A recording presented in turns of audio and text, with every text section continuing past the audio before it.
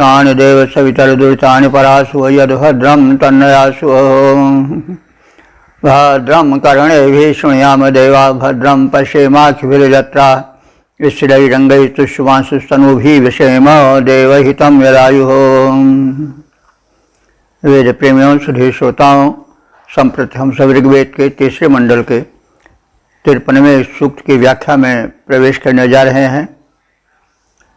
इस सूक्त में 24 मंत्र हैं और त्रिष्टुप आदि छंदों का प्रयोग है।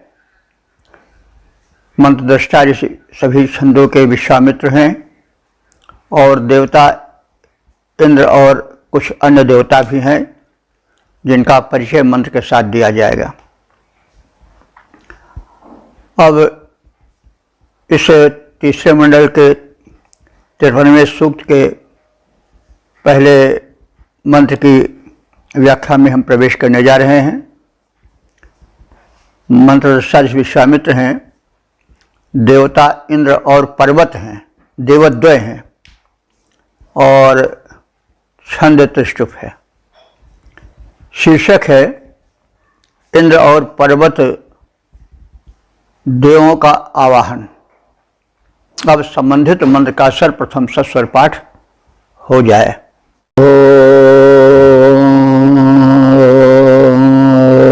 इंद्रा पर्वता बृहता रथेन भामेर्ष आवहतं सुवीराः वेतं हव्यान्यध्वरेषु देवावर्धेथाङ्गैर्भिर्लजा मदन्ता। इस प्रथम मंत्र में इंद्र और पर्वत इन दो देवों की स्तुति है। इंद्र के विषय में हम सब जान चुके हैं कि वे शिष्य के नियामक नियंता सर्वे सर्वा हैं और पर्वत भी बड़े उपकारी हैं हमारे। यदि पर्वत न होते तो वृष्टि न होती। आप सब हिमालय को ही ले लें, हिमालय पर्वत न होता तो भारत अनेक समस्याओं से जूझता। एक तो ध्रुव प्रदेश से साइबेरिया के मैदान से आने वाली ठंडी हवाएं हड्डी कपा देती, हिमालय पर्वत उनको अपनी ऊंचाई से रोक लेता है। दूसरे, मानसून जो उठता है, अगर हिमालय पर्वत न होता तो वो चला जाता, चीन की तरफ बढ़ जाता, क्योंकि बढ़ने वाले को यहीं रुक जाओ भाई, यहीं बैठ जाओ, यहीं अपने बिष्ट करो, इसके लिए कोई रोकथाम चाहिए। तो जो बंगाल की खाड़ी से मानसून उठती है वो हिमालय पर्वत से टकरा जाती है और फिर मैदानी भाग पर लौट पड़ती है बरसने के लिए। तो ये उपकारी हैं। नदियां इन्हीं से निकलती हैं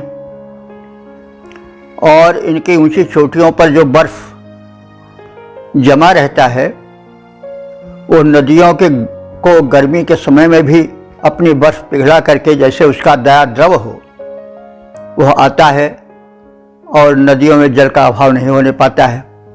जल ही जीवन है, उसके द्वारा धरती की प्यास बुझती है। तो इस प्रकार से पर्वत हमारे बड़े उपकारी हैं और हमारी वैदिक सभ्यता, सनातन सभ्यता कृतज्ञ रहने वाली सभ्यता या विचारधारा है। हम जिससे कुछ पाते हैं उसके प्रति अपने भक्ति भरी भावना को प्रकट करते हैं, आभार प्रकट करते हैं, अकृतज्ञ नहीं रहते। और भारतीय चिंतन धारा में, भारतीय चिंतन धारा का मतलब हुआ वैदिक चिंतन धारा, इसमें एक ही तत्व सर्वत्र व्याप्त है।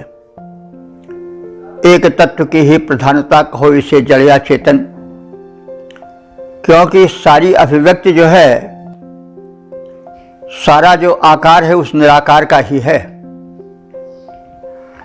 वह निराकार ही साकार हो उठता है अपनी सृष्टि में। तो प्रत्येक कण उससे आप्लावित है, उससे परिपूरित है। हम भले उसे जड़ मान लें, लेकिन वो उसमें चैतन्य है। और कृतज्ञता हमारा परम धर्म है। वह वस्तु जो हमारे प्रति उपयोगी है, उसे हम जड़ समझ करके उपेक्षित न करें, यह संदेश है। तो इसी संदर्भ में पर्वतों की भी प्रार्थना की गई है। तो पर्वत का अर्थ ऋग्वेद में मेघमंडल भी होता है। जहाँ तहाँ पर्वत शब्द मेघ के लिए आए हैं, हम उनको व्याख्या भी करते चले हैं। वैसे पर्व का अर्थ होता है जोड़, गांठ। तो पर्वत में नतोन्नत चोटियाँ होती हैं, इसलिए उसको पर्वत कहा जाता है। आकार में भी भारी होते हैं, और जब बादल खूब बढ़े चढ़े छाए जाते हैं तो समझ पड़ता है पर्वत छाए हों। उसमें भी कभी कभी नतोन्नतपन रहता है। और इंद्र और पर्वत का घनिष्ठ संबंध है, यूं तो सबसे उसका संबंध है। लेकिन ऋषि अपने भाव जगत में ध्यान पूर्वक जब देखता है तो विभोर हो जाता है, और इंद्र और पर्वत के आभार से झुक करके उनकी स्तुति करने लग जाता है। तो इसी संदर्भ में हम इस मंत्र के अर्थ में प्रवेश करें। संबोधित करते हुए कहा जा रहा है कि इंद्रा पर्वता, हे इंद्र और पर्वत। अब देखिए यहाँ इंद्रा पर्वता है। अब जो है द्वंद्व है इंद्र और पर्वत। तो इस द्वंद्व समास में अगर हम लौकिक संस्कृत में करते तो इंद्र पर्वतव होता, लेकिन वैदिक द्वंद्व में जो मात्रा है दीर्घ, वह पहले शब्द के साथ जुड़ जाती है, इसलिए इंद्रा पर्वता हो गया है। तो हे इंद्र और पर्वत देव, तुम बृहता रथेन, विशाल रथ से आओ, और वामी है ईशा। वाम कहते हैं इच्छित, प्रिय। वाम शब्द बाएं का भी अर्थ देता है, लेकिन वाम माने होता है आकर्षक, उपयोगी। इसलिए वाम का अर्थ वामा कहा जाता है। नहीं, स्त्री को वामा भी कहा जाता है, क्योंकि वो आकर्षक होती है, जीवन में सहयोगी नहीं होती है। और वामदेव भी शंकर जी को कहा गया है, तो ही उपयोग या आकर्षण के अर्थ में भी वाम होता है, वाम विपरीत के अर्थ में भी होता है। तो ये तो हमारे संस्कृत या वैदिक संस्कृत में एक शब्द जब सृष्ट होता है तो एकाधिक अर्थों को प्रतिपादित करता है। तो यहाँ वाम शब्द जो है वो उपयोगी, पोषक आदि के अर्थ में आया है। तो वामी ईशा, इसे कहते हैं अन्न को। तो हमें पोषक, आकर्षक इशह अन्न को प्रदान करो। तो अन्न के साथ धन भी आ जाता है, धन धान्य। तो हमें आकर्षक, लुभावना धन धान्य प्रदान करो। लेकिन इसके साथ साथ यह भी कथन है कि सुवीराह, हमें श्रेष्ठ वीर संतानें भी दो। भाई धन बहुत भरा हो लेकिन उसका खाने वाला कोई न हो तो किस काम का। तो धन हो लेकिन उसके साथ साथ उपभोग करने वाली श्रेष्ठ संतानें भी हो, इसलिए सुवीरा कह दिया गया है। नहीं कि धन उड़ाने वाली और उसको फूंक देने वाली संतान हो। सुवीरा शोभना वीरा संततया हित सुवीरा। तो वीर पुत्र हो, वीर संततियां हो, उत्तम हो। तो हमें आप पर्याप्त धन धान्य तो प्रदान ही करें, लेकिन उसके साथ श्रेष्ठ उपभोक्ता संतानें भी दें। तो इस प्रकार से हे इंद्र, तुम अपने विशाल रथ में, और हे पर्वतों तुम अपने विशाल रथ में एक ओर तो पर्याप्त धन धान्य लाओ, दूसरी ओर उसके लिए श्रेष्ठ उपभोक्ता संतानें भी प्रदान करो। तो देवाह, हे देव, इंदौर पर्वतों, अध्वरेषु, हमारे हिंसा रहित यज्ञों में हव्यानि वीतम, आकर के जो हम प्रेम पूर्वक हव्य आपको समर्पित कर रहे हैं उसको वीतम माने स्वीकार करो, उसका उपभोग करो। गीर भी वर्धेताम, हम आप दोनों जब हमारे यज्ञ में पधारेंगे तो हम आपकी स्तुति करेंगे, उससे आपके यश का वर्धन होगा। तो गीर भी हमारे स्तुतियों द्वारा वर्धेताम, तुम विकसित हो, यानी हमारी स्तुतियों में तुम्हारा व्यापक गुणगान हो और उसको तुम सुनो। इदया मदंती, हमारे द्वारा दिए गए अन्नाहुतियों से, हविष्यान्नों से तुम मदंती माने आनंद से भर जाओ, उसका उपभोग करो और प्रसन्न हो जाओ। तो इस प्रकार से हे इंद्र और पर्वत देव, विशाल रथ पर उत्तम, विशाल रथ पर तुम धन धान्य भरकर लाओ और हमें वर्णीय वैभव आज से संपन्न करो। इसके साथ साथ ही हमें उत्तम श्रेष्ठ संतानें भी उपभोग के लिए उस अन्न धन के प्रदान करो। हे दिव्य देव, यज्ञों में आहुतियों को हमारे स्वीकार करो, हविष्यान्न सेवन करो और हमारी स्तुतियों से तुम्हारा यश का वर्धन हो और तुम हमारे इस यज्ञ में आकर के प्रसन्नता का अनुभव करो। यह आपसे प्रार्थना है। तो जैसा आप समझ गए, हमने चेष्टा की स्पष्ट हो जाए। हमारे यहाँ जल चेतन का भेद नहीं रखा गया है। भाव जगत में ध्यान मुद्रा में ऋषि का जो है वो द्वैत भाव भूल जाता है। वो उस जल चेतन उसके दृष्टि में नहीं रह जाते हैं। सर्वत्र एक चेतना, एक तत्व ही का आभास उसे होता है और उस समय वो भाव विभोर होकर के जो अभिव्यक्तियां करता है वही मंत्र है। और उस भाव गांभीर्य में प्रवेश करके उसकी महत्ता को, उसके उपदेश को, उसके संदेश को समझना हमारा का परम धर्म है, कर्तव्य है। पद्य रूपांतरण देखें।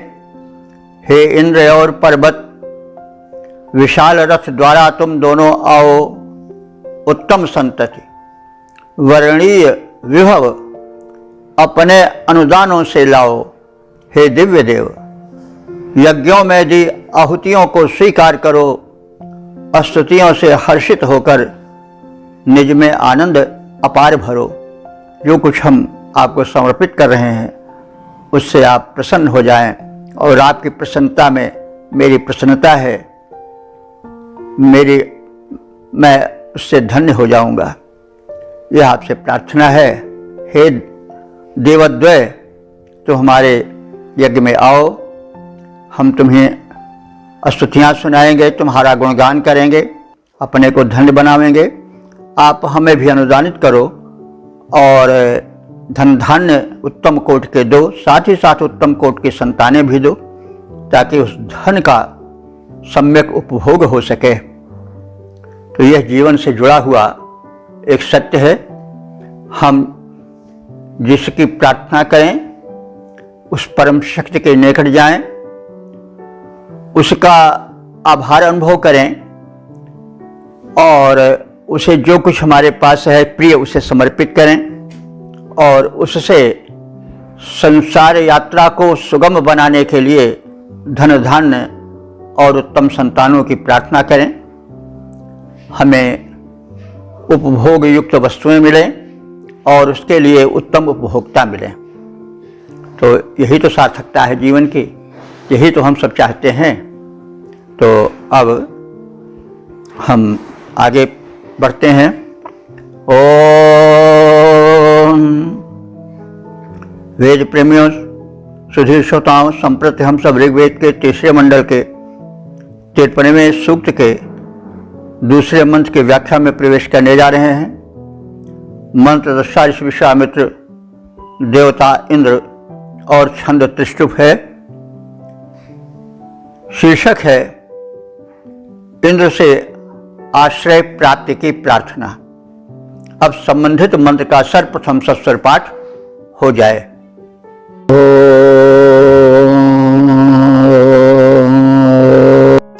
सुखं मघवन्ना परागाः सोमस्य नुत्वा सुषुतस्य यक्षे पितुर्नपुत्रस्य च मारभेत इन्द्रस्वादिष्ठजा गिरा शचीवः। इस दूसरे मंत्र में इंद्र नामधारी परमात्मा से उसके सामीप्य लाभ की प्रार्थना है, और यह कामना है कि वह अपना वात्सल्य प्रेम प्रदान करे। और वात्सल्य प्रेम में जो शिशु रहता है या जो पाल्य होता है वो बड़ा निश्चिंत रहता है।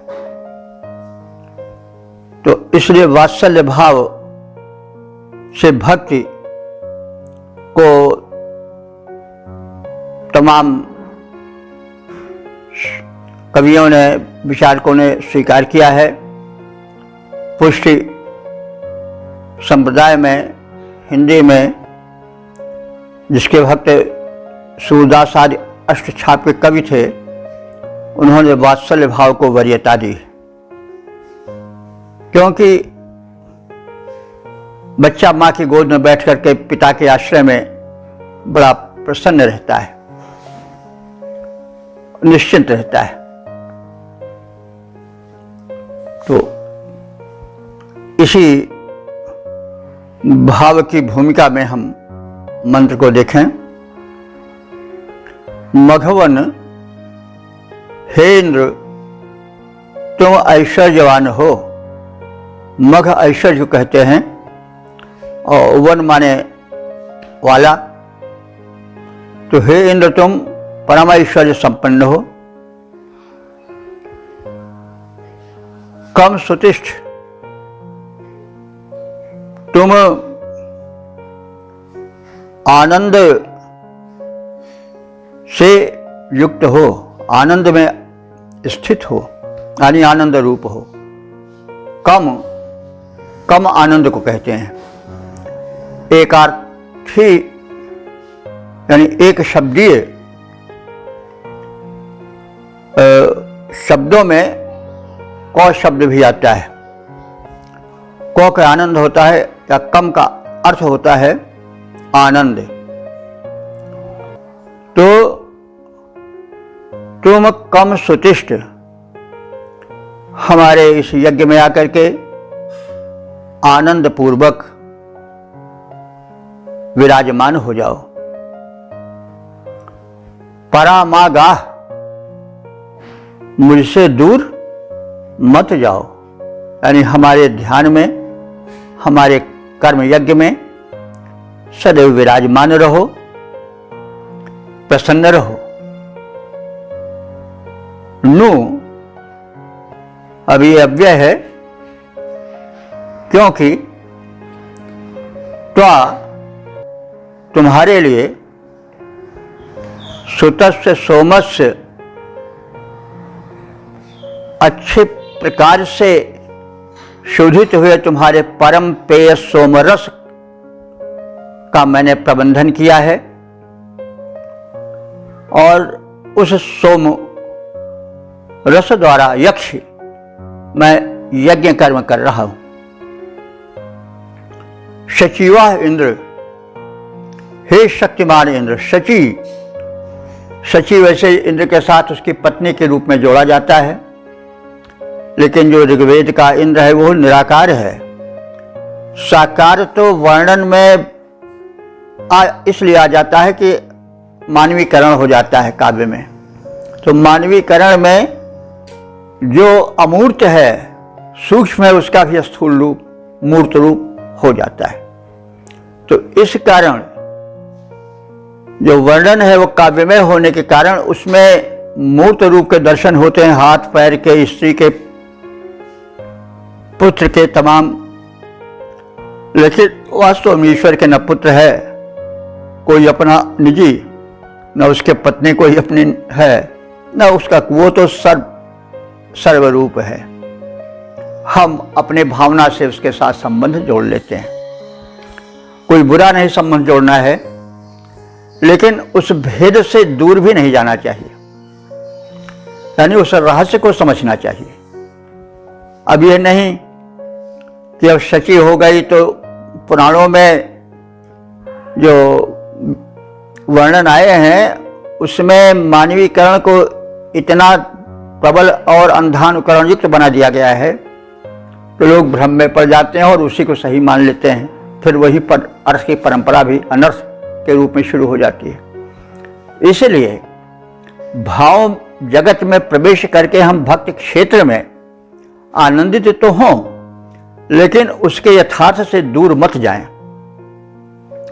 अब शची को फिर कुछ लोग और जयंत को कुछ लोग उसका पुत्र मान लेते हैं, और फिर उसमें क्या क्या अनर्थ जुड़ जाता है। पौराणिक लोग पुराणों के माध्यम से वैदिक धर्म का ही प्रचार करते हैं, क्योंकि पुराण जो है वो भी पंचम वेद माने जाते हैं, क्योंकि उनके माध्यम से वेद के संदेश ही प्रसारित होते हैं। लेकिन जो पौराणिक हैं वे इस रहस्य से दूर हो जाते हैं और कथा को मनोरंजन पूर्ण करने के लिए इतनी दूर चले जाते हैं कि जनता वास्तविकता से दूर चली जाती है और बहक सी जाती है।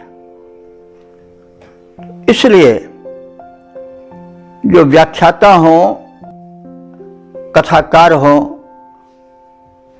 पौराणिक हों, उन्हें चाहिए कि भाव और अलंकारिक योजना के पीछे जो सत्य है उसको बिल्कुल दरकिनार न करें और उसके मर्म को समझाते चलें तो बड़ा अच्छा होगा। क्योंकि तमाम लोग हमारे धर्म को एक कभी कभी गप सी कह देते हैं, जो विरोधी हैं उनको मौका मिल जाता है। जैसे कहा गया है कि अगस्त ने समुद्र का पान कर लिया और पेशाब कर दिया तो खारा हो गया।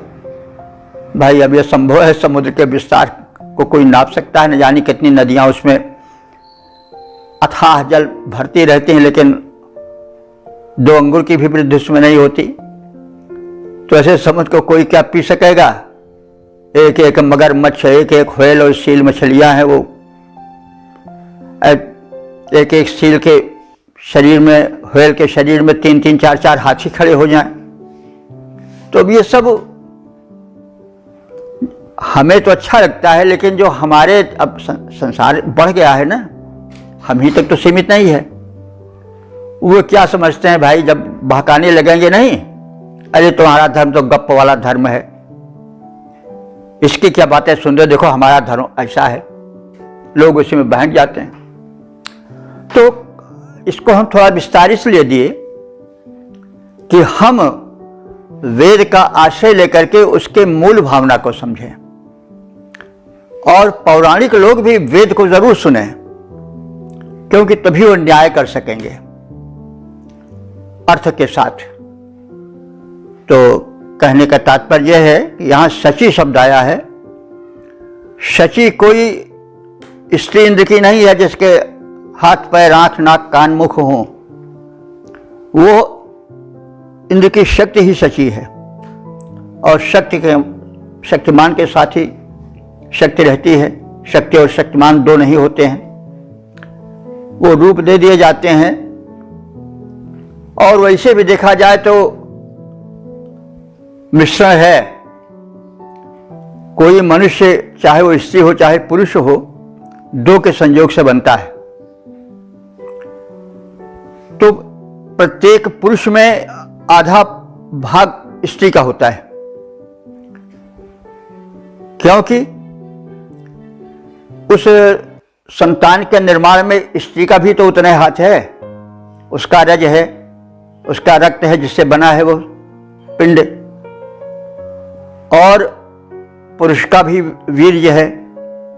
तो दोनों के सम्मिलन से बना है ना, इसलिए स्त्री और पुरुष दोनों के सम्मिलन से शरीर बनता है। इसलिए दोनों के गुण, चाहे स्त्री हो चाहे पुरुष हो, विद्यमान रहते हैं। जो कठोरता है, साहस है, धैर्य है, दृढ़ता है, वो पुरुष का गुण है। और जो नम्रता है, सुशीलता है, समर्पण है, वो नारी का गुण है। तो प्रत्येक पूर्ण मानव में दोनों वस्तुएं होती हैं। दृढ़ता भी होती है, पौरुष भी होता है, पराक्रम भी होता है, साथ साथ नम्रता भी होती है, दयालुता भी होती है। स्त्रियां बड़ी दयालु होती हैं, दयालुता भी होती है, और सहज विश्वास भी होता है, समर्पण भी होता है। तो ये भूलना नहीं चाहिए कि हम केवल पुरुष ही पुरुष हैं, या स्त्री केवल स्त्री ही स्त्री है। यह व्यक्तित्व दोनों तत्वों के मिलन से बना है, विकसित हुआ है। प्रत्येक पुरुष में, नर में आधी मादा है, और प्रत्येक मादा में आधा नर है। इस सत्य को नहीं भूलना चाहिए। वैदिक ऋषि सत्य को जानता था, इसलिए उसने अपने विचार इस प्रकार के प्रकट किए हैं। तो यहां प्रसंग है शची का। तो हे इंद्र, शची तुम्हारी शक्ति है, तुम्हारी पत्नी है। तो शचीवः, हे इंद्र तुम शची वाले हो, शक्ति संपन्न हो, शची के पति हो, बस वही। तो यहां पर हम शचीवः के इसीलिए रुक गए कि इंद्र तो परब्रह्म परमात्मा है, उसके कोई स्त्री थोड़े है। अब वो उसकी शक्ति है, उसकी स्त्री है। तो यथार्थ को समझने के लिए हम यहाँ पर रुके हैं। और ऋग्वेद एक काव्य भी है, इसलिए काव्यत्व का भी आनंद लेना चाहिए, लेकिन जो उसका मूल भाव है उससे दूर नहीं जाना चाहिए। तो शचीवः इंद्र का संबोधन विशेषण है। हे शची या शक्ति से संपन्न इंद्र, आपसे प्रार्थना है कि पुत्रः पितुः न, जैसे पुत्र को पिता आश्रय देता है वैसे तुम हमें आश्रय दो। हमारा ध्यान रखो और मैं एक सुपुत्र के नाते और क्या कर सकता हूं, स्वादिष्ठया गिरा सुस्वादु यानी सुंदर स्तुतियों से आपको सुशोभित करता हूं, अर्थात आपको मधुर स्तुतियों द्वारा तुम्हें प्रसन्न करने की चेष्टा करता हूं। मेरे पास भाव का ही धन है। आप तो पिता हो, पालक हो और शक्ति के पति हो, शची के पति हो। मैं तो तुम्हारा एक लघुवंश हूं, मैं तुम्हारा आश्रय लेता हूं। मेरे पास मेरी वाणी है, मैं उस मधुर वाणी का प्रयोग करता हूं, उपयोग करता हूं और उसे आपकी स्तुति में लगाता हूं। आप उसको स्वीकार करो। तो इस प्रकार से हे ऐश्वर्यवान इंद्र, मुझसे दूर मत जाओ।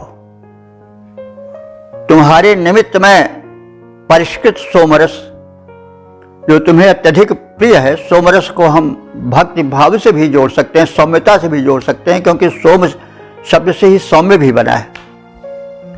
तुम्हारा मैं यजन कर रहा हूं। हे शक्तिशाली इंद्र, जैसे पुत्र पिता का आश्रय लेता है, वैसे मैं तुम्हारा आश्रय लेता हूं। और मैं और क्या आपको दे सकता हूं? आपने हमें वाणी दिया है, भाव दिया है, तो उस भाव भरी स्तुति वाणी से मैं आपका यशगान कर रहा हूं, आपका आश्रय ले रहा हूं। इसका पद्य रूपांतरण है, वैभवशाली इंद्रदेव तुम दूर न मुझसे जाओ, वैभवशाली इंद्रदेव तुम दूर न मुझसे जाओ, सोम यजन तेरे निमित्त बैठो समीप में आओ। जैसे पुत्र पिता के आश्रय, जैसे पुत्र पिता के आश्रित लेता सुखद सहारा, वैसे विनती द्वारा लेता आश्रय सबल तुम्हारा।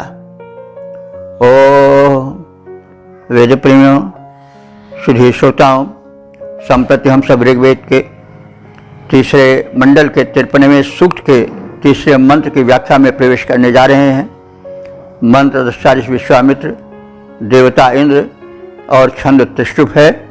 शीर्षक है इंद्र स्तुति का प्रस्ताव। अब संबंधित मंत्र का सर्वप्रथम सस्वर पाठ हो जाए।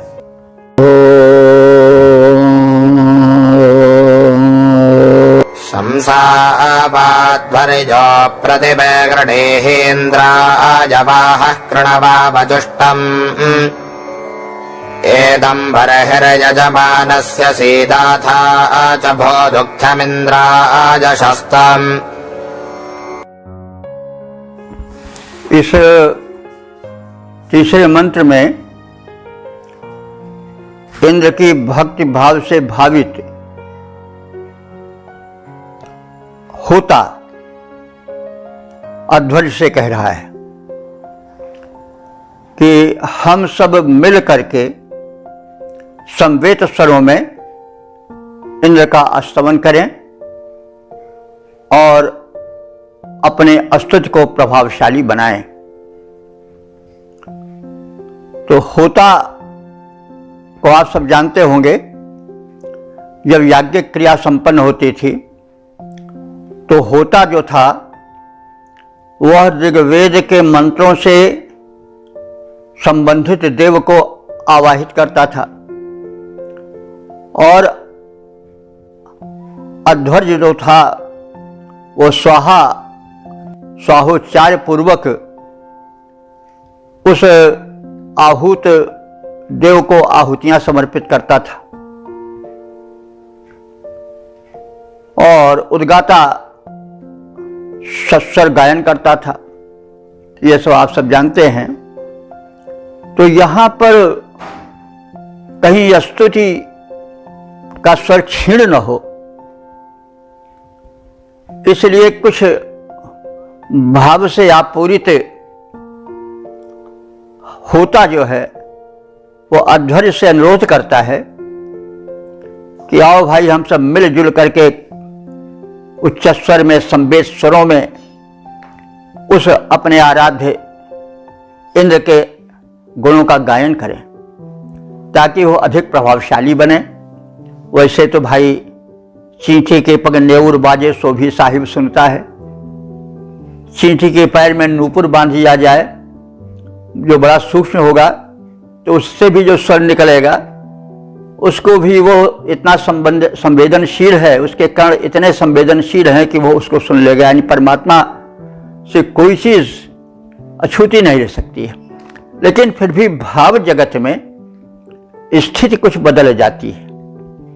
भाव में भक्त एक शालिग्राम को, एक प्रस्तर मूर्ति को भोग देने लगता है और भी भाव में भर करके किन किन भाव से आपूर्त हो जाता है। कभी उस परमात्मा को स्वामी मानकर स्वयं को सेवक की भूमिका में खड़ा करता है,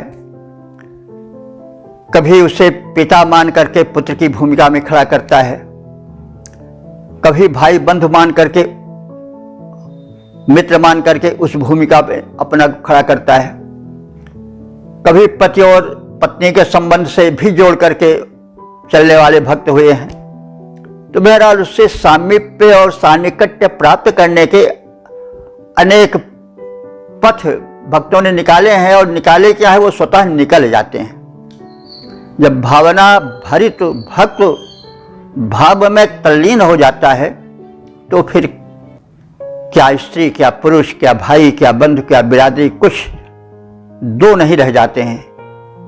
सा सा सा सा जगत सकले कोई अमद्वैतवाद, बस वही तो सर्वत्र है। अद्वैतवाद कहाँ रह जाता है? अद्वैतवाद है क्या? यही तो है, बस एक ही तत्व दिखाई पड़ने लग जाए। तो जब भाव में निमग्न हो जाता है भक्त तो फिर उसे दो नहीं दिखाई पड़ते, उसे एक ही दिखाई पड़ता है। तो कहने का तात्पर्य है कि यहां पर उस परमाधेय इंद्र तक अपने भाव भरी स्तुतियों को सुनाने में स्वर्ग की उच्चता का भाव भरा ध्यान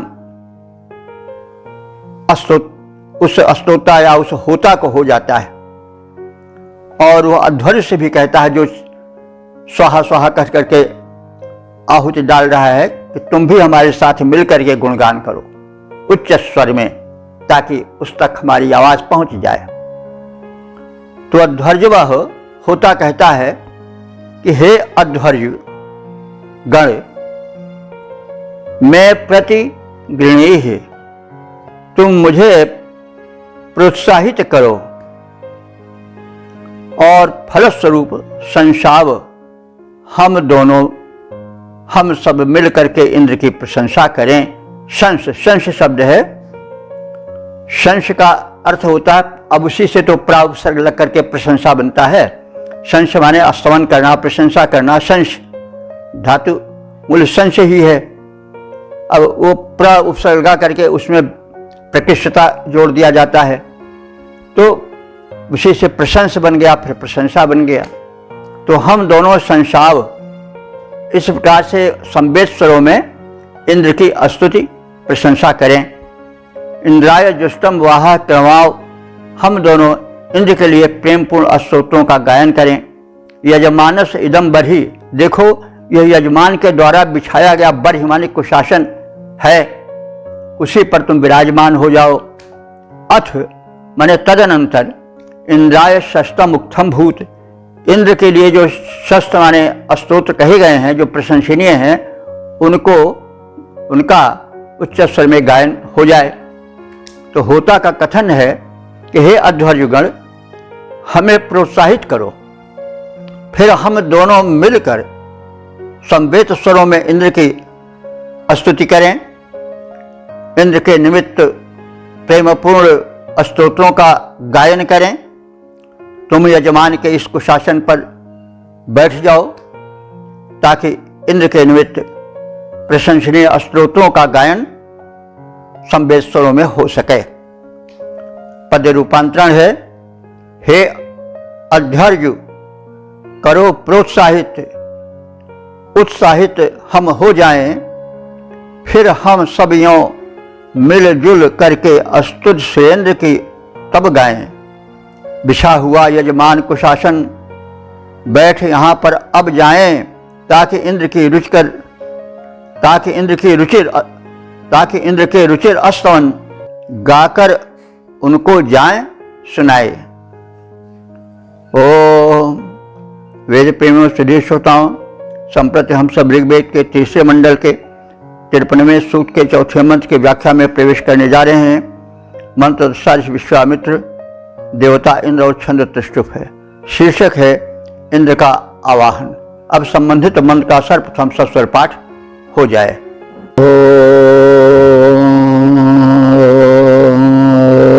जायेदस्तम् मघवन्सेदजो निस्पदित्वा युक्ताहरजो वहन्तो यदा कदा च सुनवामसोमभग्यष्ट्वा दूतो धन्वात्यच्छ।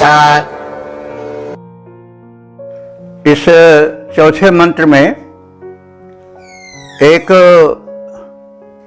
आदर्श गृह की रूपरेखा प्रस्तुत की गई है। सुखी संपन्न और आदर्श घर वो है जहां घर वाली या गृहिणी वातावरण को आस्तिकता से भरा हुआ पूजन भाव से परिपूरित हो, जहां पर कि इष्ट देव आकर विश्राम करें, अपना आश्रय स्थल बनावें।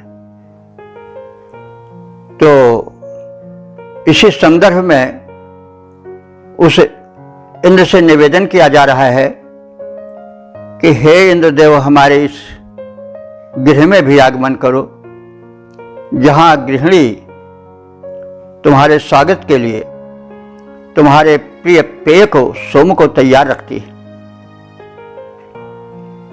तो इसी छाया में हम अर्थ को देखें। ऋषि कह रहा है कि मघवन इंद्र का विशेषण है मघवन।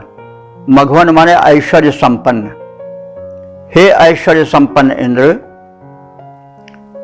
जाया इत अस्तम, जाया कहते हैं पत्नी को, तो पत्नी ही अस्त है। अस्त माने क्या होता है? अस्यन्ते क्षिप्यन्ते वस्तूनि अत्र इति अस्तम, जहां ला करके वस्तुएं एकत्र की जाएं, संचित की जाएं, वही अस्त है, घर है। तो अब अस्त को तो हम लोग आज दूसरे रूप में समझते हैं कि अस्त हो गई कोई चीज। तो अस्त का मूल भाव यह है कि वहां पर व्यक्ति विश्राम करता है। जैसे सूर्यास्त हो गए, सूर्यास्ताचलगामी हो गए, तो वो अपने घर की ओर गए। तो घर में व्यक्ति विश्राम करता है, घर में अपने सारी शक्तियों को समेट करके दूसरे विश्राम मुद्रा में आ जाता है। तो अस्त जो है वैदिक भाषा में या वैदिक अर्थ में घर के लिए, गृह के लिए प्रयोग हुआ है। और तो जाया इति अस्तम, जाया माने गृहिणी, घर वाली स्त्री, इत माने ही, अस्तम माने घर है। तो गृहिणी ही घर है वास्तव में। स्मृतियों में इसीलिए कहा गया कि गृहिणी गृह मुच्यते, जो गृहिणी है वही घर है। अगर गृहिणी ठीक न हुई तो ग्रहणी हो जाती है, ग्रहण लगाने वाली हो जाती है, नहीं तो गृहिणी है। गृहिणी का जो है नारी का वेदों में बड़ा उच्च स्थान है। नारी को बहुत महिमा मंडित किया गया है। आप उसकी एक हल्की सी झलक यहाँ भी देख रहे हैं और फिर बाद में आप देखेंगे। यहाँ कहा गया घर कुछ नहीं है, गृहिणी गृह मुच्यते, घरवाली ही घर है। अगर उसने घर गृहस्थी को संभाला तो समझ लो कि घर गृहस्थी नहीं है। कहा जाता है नहीं कि पुरुष अगर फावड़े से गोड़े जमीन को तो सफल नहीं होगा, लेकिन अगर स्त्री सुई से गोड़े तो फिर घर गोड़ उठेगा। तो भाई गृहिणी का बड़ा महत्व है और गृहिणी ही गृह है। स्मृति ग्रंथों में भी कहा गया गृहिणी गृह मुच्यते। घर जो है कुछ नहीं है, केवल गृहिणी ही का एक संवारा सजाया समारा रूप है। तो इंद्र को संबोधित करते हुए ऋषि कह रहा है कि हे ऐश्वर्य संपन्न इंद्र, जाया इति अस्तम, स्त्री ही घर है, गृहिणी गृह मुच्यते, मैं ऐसा समझता हूं।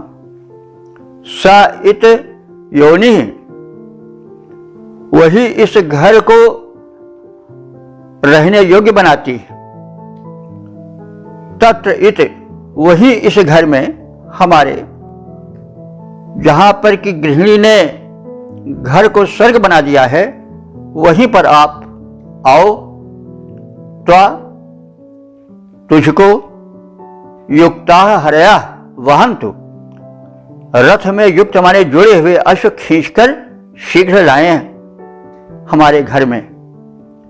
यदा कदाच सोमम सुनवाय, हम जब कभी सोमरस तैयार करते हैं तो दूतः अग्निम, दूत रूप अग्निदेव को तुम्हें बुलाने के लिए आवाहित करते हैं। तो अच्छ धन्यवाद। तो यह जो प्रार्थना हमारी है, जो हमारा आवाहन है, जो हमारा समर्पण है, जो देवदूत अग्नि के द्वारा आप तक पहुंचाया जाता है, उसको आप स्वीकार करो और हमारे गृहिणी द्वारा बनाया गया तुम्हारा प्रिय पेय सोमरस समर्पण हेतु प्रस्तुत है। तो आप अपने जुटे सधे अश्वों से खींचे जाने वाले रथ से हमारे घर में आओ और तुम्हें देवदूत अग्निदेव बुलाकर लाएं। हे ऐश्वर्यवान इंद्र, गृहिणी ही गृह है, गृहिणी गृह मुच्यते, वही घर का आश्रय है, अर्थात उसी के कारण घर रहने योग्य बन पाता है। रथ से योजित तुम्हारे हरि संज्ञक अश्व तुम्हें उसी विश्रांति प्रद घर में ले आए। हम जब कभी परिष्कृत सोमरस तैयार करें, देवदूत अग्नि उसे सीधे तुम्हारे पास पहुंचाएं और तुम्हें बुलाकर लाएं। पद रूपांतरण है, गृहिणी गृह है, वही भवन को रहने योग्य बनाए। गृहिणी गृह है, वही भवन को रहने योग्य बनाए। रथ में योजित अश्व तुम्हारे वहीं तुम्हें ले जाएं। सोमस्वरस का परिष्कार कर जब तैयार कर पाए, देवदूत वे अग्नि तुम्हारे पास त्वरित ले जाएं और तुम्हें बुलाकर लाएं। ओम वेद प्रेमियों, सुधी श्रोताओं, संप्रति हम सब ऋग्वेद के तीसरे मंडल के 53वें सूक्त के 5वें मंत्र की व्याख्या में प्रवेश करने जा रहे हैं। मंत्र दृष्टा विश्वामित्र हैं, देवता इंद्र और छंद त्रिष्टुप है। शीर्षक है उपासकों के परम हितैषी इंद्र। अब सर्वप्रथम संबंधित मंत्र का सस्वर पाठ हो जाए।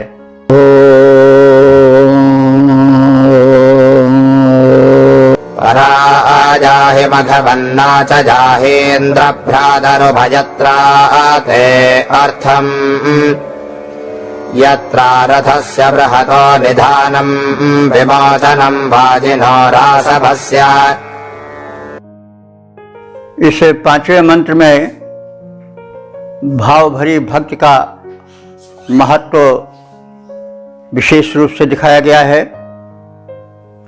और इंद्र से आग्रह किया गया है कि तुम तो सर्वांतर्यामी हो, कहीं भी रहो, दूर दिलोक में रहो, स्वर्ग में रहो या हमारे निकट यज्ञ में रहो, लेकिन हमारे हित चिंतन से दूर मत रहो, क्योंकि तुम हमारे भाई हो, बंधु हो, हमारा हित रखते हो। तो जहां भी रहो वहां हमारे हित को निरादृत मत करो, हम तुम्हारी कृपा दृश्य से दूर न रहें। तो इसी भाव छाया में अर्थ द्रष्टव्य है। उपासक अथवा ऋषि कह रहा है कि मघवन, हे ऐश्वर्य संपन्न इंद्र, परायाह, चाहे तुम दूर रहो अथवा आया ही आकर हमारे निकट यज्ञ में रहो अथवा हमारे घर में रहो। भ्राता इंद्र, हे भाई इंद्रदेव, उभयात्रा ते प्रयोजनम, दोनों जगह तुम्हारा प्रयोजन हमारा हित रहे। तुम कहीं रहो लेकिन हमसे दूर न रहो। हम सदैव तुम्हारी दया दृष्टि की छाया में निवास करें। तुम अपने स्वर्ग में हो, दूर हो, अथवा हमारे यज्ञस्थल में हो, हमारे घर में हो, अथवा हृदय में रहो, लेकिन हमसे दूर होकर, भावों से दूर होकर न रहो। हम और हमारा हित तुम्हारे ध्यान में सदैव रहे। तो उभयत्राते प्रयोजनम, दोनों स्थान पर तुम्हारा प्रयोजन है, तुम्हारी आवश्यकता है। कोई आवश्यकता नहीं कि तुम हमसे ही बंध कर रहो, कहीं भी रहो, लेकिन हम उपेक्षित न रहें, बस यही प्रार्थना है। यत्र बृहतः रथ से निधानम, तुम्हारा जो बृहत माने व्यापक गतिशील रथ है, वो तुम्हें जहां भी ले जाए वहां तुम रहो, और वहां तुम्हारे जो रासभ से बाजिना, जो रासभ बाजी हैं, रासभ कहते हैं जो शब्द करे, और बाजी कहते हैं अश्व को। तो रासभ से बाजिना माने शब्दकारी घोड़े, विमोचनम, वहां पर छोड़ दिए जाएं। क्या मतलब कि जहां तुम रहो वहां तुम्हारे अश्व भी विश्राम करें और वे शब्द करें, क्योंकि अश्व जब विश्राम करता है, रथ में नहीं चलता है, तभी वो हिनहिनाता है। तो उस हिनहिनाने को ही रासव कहा गया है। वैसे आजकल जो लौकिक संस्कृति में प्रचलित है वो रासव गधे के लिए कहा जाता है। कल हमने कहा था कि मानस में है कि पुरोदास चाह रासव खावा, गधा जो है पुरोदास का भक्षण करना चाह रहा है, जो कि उसका अधिकार नहीं है, उसका वो पात्र नहीं है। तो रासव इसलिए गधा कहा जाता है कि गधा बड़े जोर से सिपों सिपों करता है, वो भी बड़े जोर की ध्वनि करता है, तो उसी ध्वनि करने के कारण उसको रासव कहा जाता है। तो यहां रासव बाजी का यानी इंद्र के अश्व का विशेषण बनकर आया है कि हे इंद्र, तुम्हारे अश्व जब रथ से मुक्त होते हैं तो वे विश्राम सूचक, अपने हर्ष सूचक शब्द हिनहिनाने का करते हैं, वही उनका रासव है। वही हिनहिनाहट का उनका जो उच्च स्वर है, हृषा रव, वही रासभत्व है।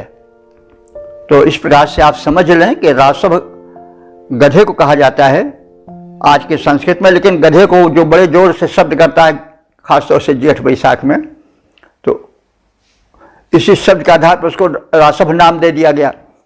लेकिन वैदिक युग में शब्द कहीं रूढ़ नहीं हुआ था।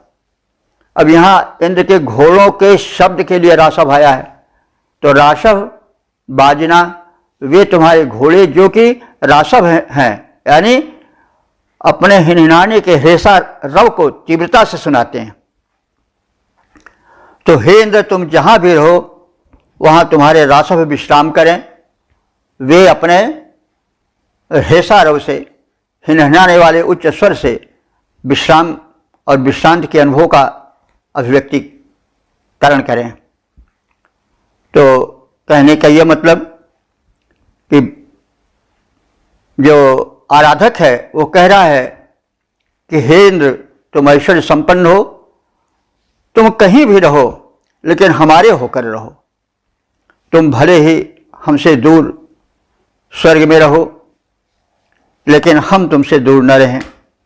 तुम हमारे यज्ञ में रहो, हमारे घर में रहो, बड़ा अच्छा है। दोनों स्थानों पर रहकर हमारा हित चिंतन करते रहो। दोनों स्थान पर तुम्हारी अपनी उपयोगिता है और जहाँ रहो वहाँ तुम्हारे अश्व विश्राम करें और वो अपने रासव स्वर को यानी उच्च स्वर को, जो हेसाराव कहा जाता है, हिंदी में भाषा में उसको हिनहिनाना कहते हैं, वो विश्राम सूचक शब्द करते रहें। तो हे ऐश्वर्यवान इंद्र, तुम दूर रहो या निकट रहो, हमारे होकर रहो। तुम हमारे भाई हो। दूर और निकट दोनों स्थानों पर तुम्हारी अपनी उपयोगिता है। जहाँ तुम अपने महान रथ को रोकते हो वहाँ हिनहिनाने वाले अश्वों का शब्द होता रहे, अर्थात वे विश्राम अवस्था में हैं, यह प्रतीत होता रहे। और अंत में आपसे प्रार्थना है कि आश्वस्त होकर तुम्हारे वाहन विश्राम करें और तुम हमारे हित चिंतन से दूर न रहो, भले दूर कहीं रहो। तो हे ऐश्वर्य संपन्न इंद्र, तुम दूर रहो या निकट रहो, लेकिन हमारे होकर रहो। तुम हमारे भाई हो, अपने हो, निकट के हो। दूर और निकट दोनों स्थानों पर तुम्हारी अपनी उपयोगिता है।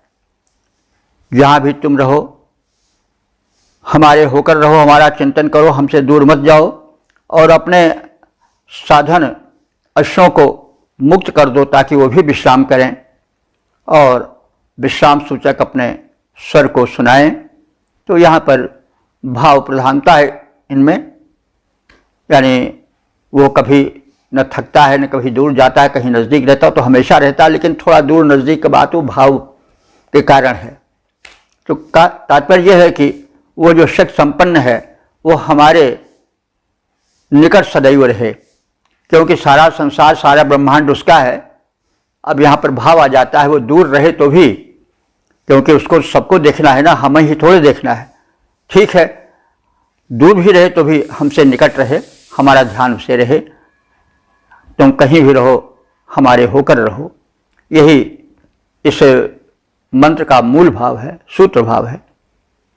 पद रूपांतरण है, वैभवशाली इंद्र, दूर या निकट जहाँ भी जाओ, उपयोगिता समान तुम्हारी सुख सर्वत्र बरसाओ। तुम हो भाई हिति हमारे, बिगड़ी सदा बनाते। देखा जाता तुम अपनों से प्रेम सदैव दिखाते। अश्वों को विमुक्त कर रथ से